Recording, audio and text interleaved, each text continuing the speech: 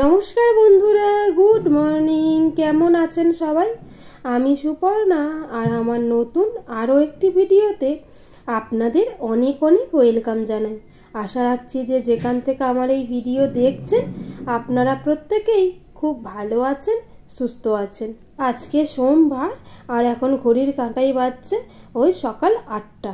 তো এখন থেকেই আপনাদেরকে সাথে নিয়ে একটা নতুন ভিডিও স্টার্ট করছি। তো ভিডিওটা দেখতে থাকুন, আশা রাখছি ভিডিওটা দেখতে আপনাদের ভালো লাগবে। সকাল থেকে উঠে না আজকে বেশ অনেকগুলো কাজ করে নিয়েছি জানেন। বাসি যে সমস্ত কাজ টাজগুলো থাকে, ঘর ঝাড়ু দেওয়া, ঘর মোছা, জামা কাপড় কাচা, এগুলো সবটাই হয়ে গেছে। তারপরে তো দেখলেন সকালে আজকের খাবারের জন্য করেছিলাম রুটি, তার সঙ্গে আলু ভাজা আর একটু চা। ব্যাস এই দিয়েই মোটামুটি আজকে সকালের টিফিন হয়ে গেছে। তারপর এই যে টুকিটাকি যা পরিষ্কার পরিচ্ছন্নের কাজ, এগুলোতেই হাত লাগিয়েছি। বড় ঘরের বিছানাটা একটু গুছিয়ে নিয়েছি। তারপরে এই যে হালকা হাতে ক্লিনিং ডাস্টিংয়ের কাজগুলো একটু করে নিচ্ছি। প্রত্যেক দিন না একটু করে এই ধুলো ময়লা ঝাড়ার কাজটা করতেই হয়। দেখবেন জানেন, প্রত্যেক দিন তো সব জায়গাটা একইভাবে পরিষ্কার করা যায় না। আজকে যে জায়গাগুলো একটু ঝেড়ে পরিষ্কার করলাম, কালকে দেখবেন সে জায়গাগুলো নাও পরিষ্কার করলেও হয়। আবার অন্য জায়গা যেখানে হাত পড়েনি, তো সেইভাবেই পরিষ্কার করে নিলে দেখবেন সব জায়গাটা বেশ সমানভাবে চারিদিকটা পরিষ্কার পরিচ্ছন্ন লাগে। আর আমি এইভাবেই ঘর পরিষ্কার পরিচ্ছন্ন সবসময় রাখি। আর এদিকে দেখুন, এই ছোটো ঘরটা না সব সময় এইরকম বই খাতা ছড়ানো থাকে।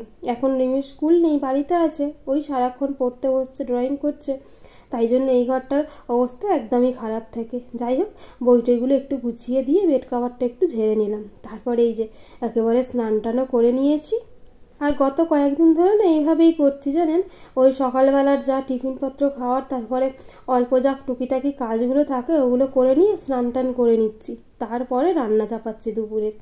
এখন তো রিমির স্কুল নেই, স্কুল থাকলে তখন আবার সকাল সকাল রান্না করতে হয়। এখন যে কটা দিন স্কুল নেই এইভাবেই চলবে।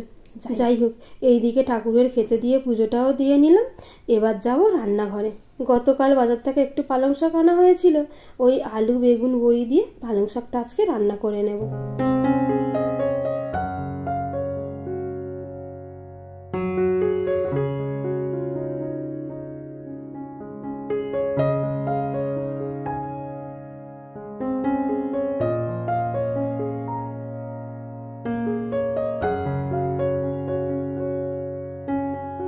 কড়াই গরম করে আর এই যে এদিকে বড়িগুলোকে একটু ভেজে নিলাম। তবে সকালবেলা আলু ভেজেছিলাম তো তখন আর কড়াইটা ধুইনি, ওই একটু তেল ছিল, ওই তেলেই আগে বড়িগুলোকে ভেজে নিয়ে তুলে নিয়েছি। তারপরে এই যে আলু বেগুনটা খুব ভালো করে ভেজে নিয়েছি, একটু 5 ফোড়ন দিলাম জানেন, আর একটু কাঁচা লঙ্কা দিয়েই করছি। তারপরে রেগুলার যে সমস্ত মশলাগুলো থাকে ওগুলো দিয়ে শাকটা দিয়ে চাপা দিয়ে দিয়েছি। তো ওইদিকে ততক্ষণে শাকটা হতে থাকবে, আর এই যে ততক্ষণে আমি ভাতটাও চাপিয়ে দেব। ভাতটা তো হতে একটু বেশি সময় লাগে, তো এদিকে তরকারি পত্রগুলো হতে হতে ভাতটা ওইদিকে হয়ে যাবে। চলুন এবার একটু ডাল ভিজাই। আজকে একটু পাতলা করে মুসুরির ডাল করব। তবে ভাবছি ডালটা না আজকে শুরু করব না, একটু টমেটো দিয়ে করব। টমেটো দিয়ে মুসুরির ডাল খেতে বেশ ভালোই হয় বলুন। চলুন ডালটা একটু ধুয়ে দিই। ধুয়ে নিয়ে এইভাবে জল দিয়ে রেখে দিলে না বেশ তাড়াতাড়ি সেদ্ধ হয়ে যায়। আর ওদিকে টুকটাক এদিক সেদিক কাজ করতে করতে এই যে শাকটাও হয়ে গেছে। এবার চলুন শাকটা নামিয়ে নিই। তবে জানেন, পালং শাকটা আর কয়েকটা দিনই ভালো লাগবে, এরপরে আর পালং শাক বাজারে পাওয়া যাবে বটে, কিন্তু খেতে অতটা ভালো লাগবে না। তাই যে কদিন পালং শাক পাওয়া যায় সেই কদিনই খেয়ে নিই। আর এই যে এদিকে ডালটাও সেদ্ধ বসিয়ে দিলাম, একটু জলটা গরম করে ডালটা দিয়ে দিয়েছি। তারপরে নুন হলুদ দিয়ে এই যে ডালটা সেদ্ধ হয়ে গেছে। চলুন একটা বাটিতে ঢেলে নিই।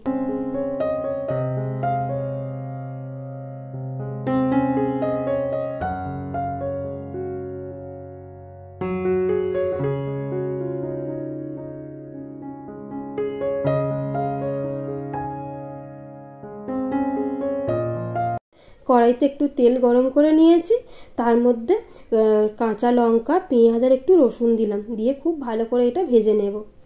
পেঁয়াজ রসুনটা ভালো মতো ভাজা হয়ে গেলে তারপরে যে টমেটোটা কেটে রেখেছিলাম এটাও দিয়ে একটু হালকা হাতে নেড়ে নেব। তবে টমেটোগুলো যাতে না ঘাঁটে সেই দিকটা খেয়াল রাখতে হবে। আর এই যে তারপরে ডালটাও দিয়ে নিলাম, আর একটু ফুটলে ধনেপাতা নিয়ে নামিয়ে নেব। এইভাবে পাতলা করে টমেটো দিয়ে মুসুরির ডাল করলে না ভাতের সঙ্গে খেতে বেশ ভালোই হয়। চলুন, ডালটা হয়ে গেছে, টেবিলে রেখে দিয়ে আর এই যে একটা ডিম ভেজে নিলাম জানেন। আর এদিকে ভাতটাও হয়ে গেছে, ভাতের ফ্যানটা ঝাড়িয়ে নিলাম। আর এই যে ডিমটাও ভাজা হয়ে গেছে, ডিমটা একটা প্লেটে করে তুলে নিই। তারপরে না, কালকের মাংস রান্না হয়েছিল, সেই মাংসটা কিছুটা থেকে গেছে, তো ফ্রিজে রাখা ছিল, এই যে একটু গরম করে নিলাম। চলুন, রান্নাবান্না মোটামুটি শেষ। আর এবার রান্নাঘরটা পরিষ্কার করে নিতে পারলেই হয়ে যাবে। ওই অল্প কিছু থালা বাসন আছে, ওগুলো মাজতে হবে। আর এই ওভেন টোভেন এই যে পরিষ্কার করে নিয়েছি। আর কালকে না বাজার থেকে একটু কারি পাতা এনেছিলাম, আর এই যে এখন একটু ধুয়ে নিয়ে আর জল ঝরিয়ে নেব, তারপরে শুকিয়ে রেখে দিলে ডাল, আলুর তরকারি এগুলোর সঙ্গে না খেতে বেশ ভালোই লাগে। যাই হোক বন্ধুরা, ভিডিওটি আজ তাহলে এখানেই শেষ করছি। আপনাদের সঙ্গে দেখা হবে আবার খুব তাড়াতাড়ি পরবর্তী ভিডিওতে। ততক্ষণ পর্যন্ত আপনারা ভালো থাকবেন, সুস্থ থাকবেন আর সাবধানে থাকবেন। আর ভিডিওটি কেমন লাগলো কমেন্টের মাধ্যমে আমাকে জানাবেন। ততক্ষণের জন্য টাটা।